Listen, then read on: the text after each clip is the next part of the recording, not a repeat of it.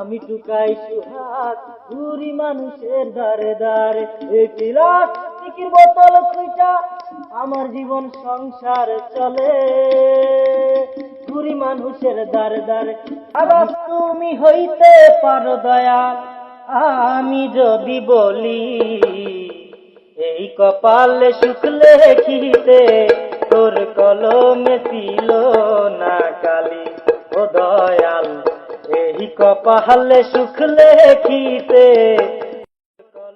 প্রিয় দর্শক, আপনারা দেখতে পাচ্ছেন এই মুহূর্তে আমার সঙ্গে বসে আছে টুকাই সোহাগ। সারাদিন সে কিন্তু বোতল খুঁটে আপনার যেটা টুকাইদের যে কাজ, এই কাজ কিন্তু সব চালিয়ে যায়।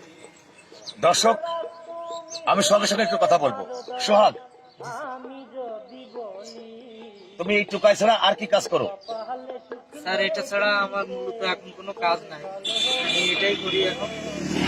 আর পাশাপাশি স্যার আমার যে কাজটার কথা আপনি বলতেছেন, আমার এই গান ছাড়া আর কোনো কাজ নেই স্যার, আমি এই গানই গাই।